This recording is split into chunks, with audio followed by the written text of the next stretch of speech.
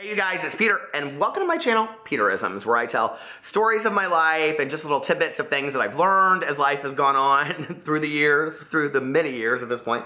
Right, PP? And PP said, I want to be in the video with you today just to say hello to everybody. He loves you guys so much. So anyway, I have so many stories written down that I want to tell on here, but every time I go to pick one of those, something happens and I'm like, oh no, I want to tell this one instead. And I got so excited about talking today last night. Like last night I thought about that.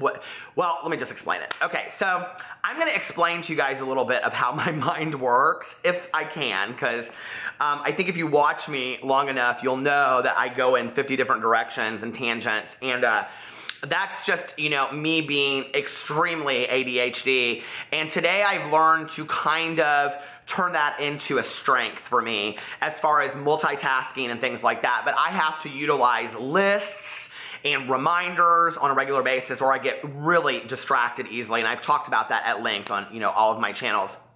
But I'm going to tell you kind of like my chain of thought of my train of thought of how things kind of like go for me. And I got very excited telling this story or thinking about this story last night. It's not really a story. I got very excited about like where it went for me. And then I was like, oh, I've got to tell this on my Peterisms channel. I love this channel so much. And you know, when I started this originally, it was a motivation, weight loss channel. It just kind of didn't really work. And then I turned it back to a motivation channel, then a weight loss. I mean, it just was a mess, right? And on December 1st, I decided to just tell stories of my life on here and things that I've learned. And really, to be honest with you, the way that I wanted it to be, because I love TED Talks so much, I wanted it to be a really simple, dumbed-down version of TED Talks, because I watch them every day. I always go and pick one that I've never seen for the day, and I go watch it and kind of let that set my mood for the day, and I think about it throughout the day, right? So I kind of wanted this channel to be similar to that. Now, I know I am not as profound and prolific as the people that speak on TED Talks, but I thought, you know what? Just share my truth, just share my little stories of my life and get on there, and it'll be like a daily small TED Talks. That's really what I wanted to do from this channel. And as well as remind myself of some of the stories and the things that I've lived. So let me tell you what happened last night and kind of the way that my mind works, right? So I had just finished reading this amazing, oh my God, mystery called The Woman in the Window by AJ Finn. I did a spoiler-free review on my BookTube channel. It is already up. I just uploaded it and published it. Go check it out. It won't ruin anything for you. There's a link in it if you want to go get it, or you can go get it at Target, or they have it everywhere. It is so good. The Woman in the Window. If you're a reader, it is fantastic. It is one of my favorite books I've ever read. Such a great mystery. But I just finished it, and I had bought a bunch of books from Audible. And, you know, at any given time, I am like reading a physical book, listening to an audiobook, and reading a Kindle book. So I've got 3 stories in my head going on. So I very deliberately pick the kind of book that I want to read next, if that makes sense. So on my Kindle, I am reading Rotten Room by Jonathan Mayberry. It's a zombie series. And then I am reading a Stuart Onan book on physical copy, which is about this older woman whose husband has passed away. So they're completely 2 different books, right? Well, I didn't want to pick, I was going to read The Girl with All the Gifts on Audible because I've had it for a while, but it's a zombie book. So I think it's a zombie book. So I didn't want to read like 2 of one thing because sometimes I get them confused.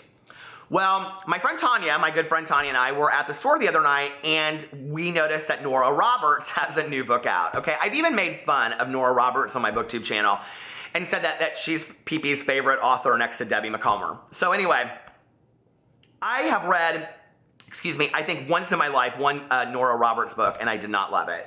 It was just, you know, kind of a romance thriller. I mean, if you love her stuff, you love her stuff, right? If you love James Patterson, and if you love, you know, I don't know, Charles Dickens, whoever you love. Just, if you don't ever apologize for what you like to read. The fact that you like to read or you read a book is awesome enough, right? We should never apologize for what we read or be embarrassed of it. And I read a lot of pulp crap, and I'm okay with that because sometimes I just need to escape, right?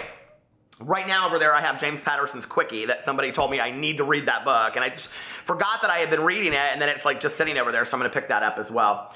But So I was going, like, I had bought it on Audible because Tanya was like, oh my God, this is like her new series that she has out and it's supposed to be about the end of the world. So I picked it up and I was like, Nora Roberts is going to write an end of the world book, much like the Hot Zone or the Left Behind series or something like that. And I was like, I don't know that I can get behind this, right? And Tanya's like, yeah, I'm not a big lover of Nora Roberts. So I was on Audible. I had 3 credits. So if you, whatever package that you have on Audible, I spend so much money on Audible a month. I have 3 credits that I get, and then I twice a month buy 3 more credits. So what is that? Almost $100 in audiobooks I spend a month. But I constantly listen to them, and I love them. I listen to self-help books, I listen to fictional books, I listen to memoirs, everything on there.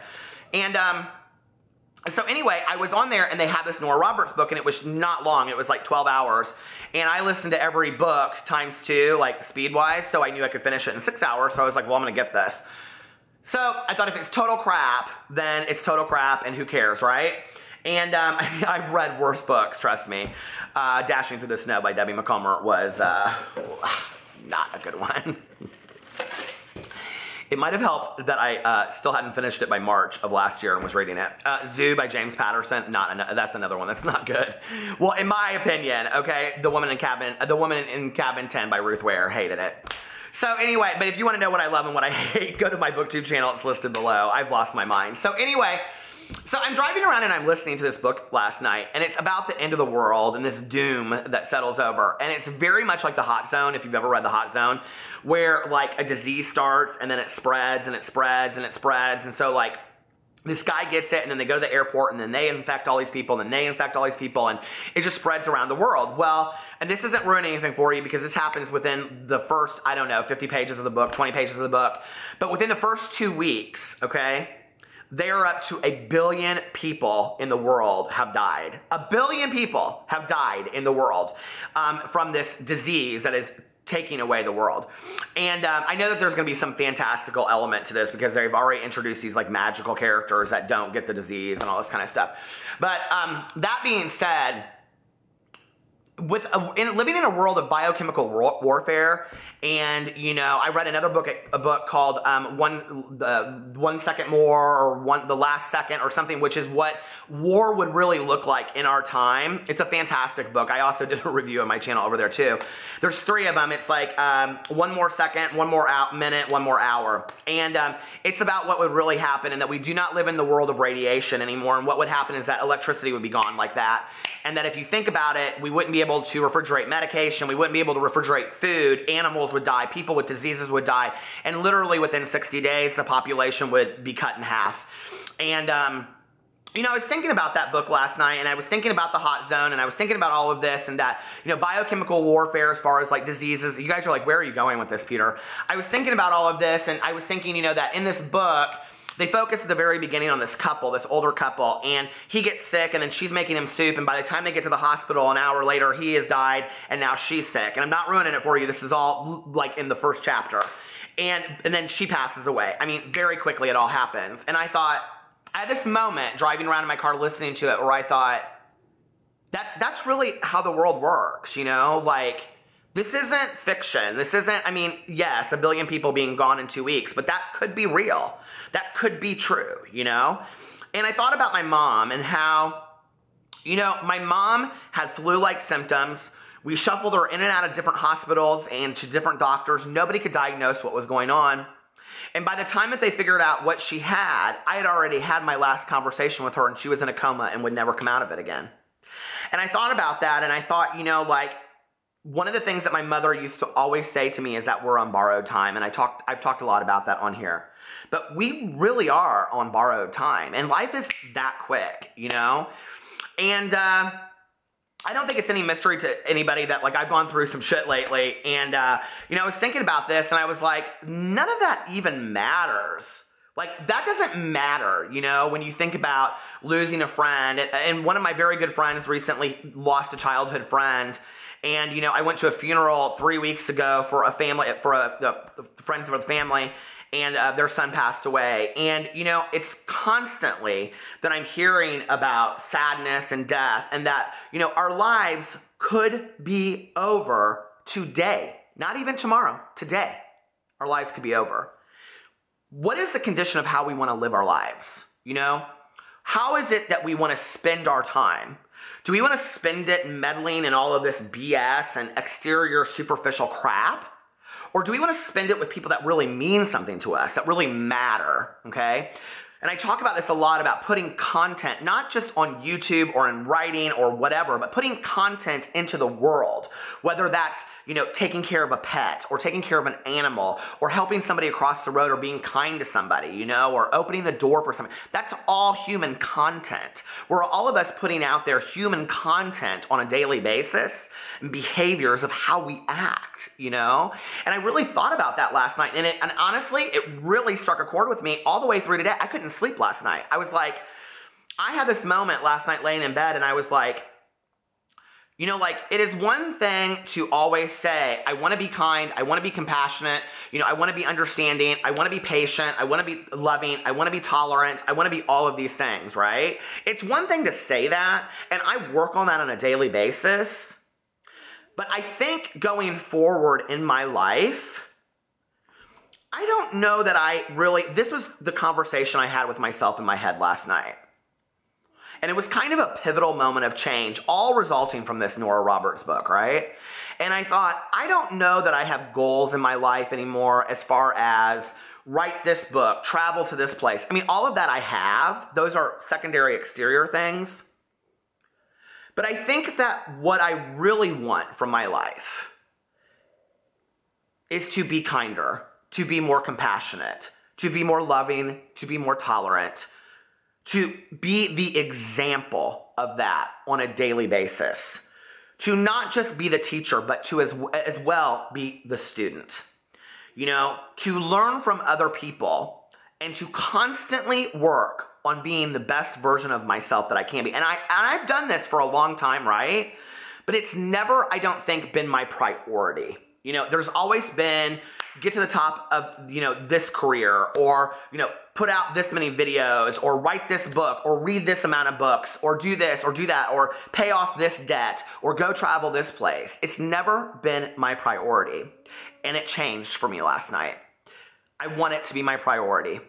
I want it to be, when I look back on my life, no matter what all happens, that I say to myself, you did the best you could, you improved the most that you could, and you worked hard on a daily basis, being the best version that you could be given the human experience that you had. That is what I want from my life. I want people to say, he's a really good person. He's a really good guy. I want people to say, you know, like, man, Peter, he is really compassionate. He's really loving. He allows me to see things in ways that I don't see. That's what I want. I want to be able to look at myself and believe that I am putting out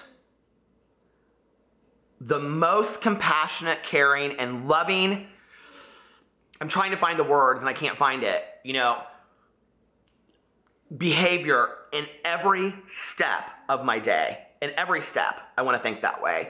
And it's interesting because this is kind of as a result of the gratitude list that I've been doing too. And, you know, today I woke up and I did my prayers, I did my meditations, I read through my gratitude list of last night, and I have felt a profound change in myself since I've been doing this. This idea of living with intention is growing in my heart on a daily basis. I can't ignore it. And, you know, wherever I went today, I just kind of felt this heartwhelming love for humanity. I just did, you know, and I found myself opening a few more doors, smiling at a few more people, and not even really having to try. But I'm not going to sit here and say that I'm a perfect person, because I'm not. And I'm going to have to work at this on a daily basis. But that is my goal for my life going forward, is that is who I want to be, the best version of myself on a daily basis. And how hilarious is that came from a Nora Roberts book that reminded me that it could all be over tomorrow. And what do you want your life to speak of? What do we, at the end of our lives, when we look back, what do we want our lives to have stood for? And I think that it's probably the most important question we could ask ourselves. I love you guys, and I will see you tomorrow. Bye.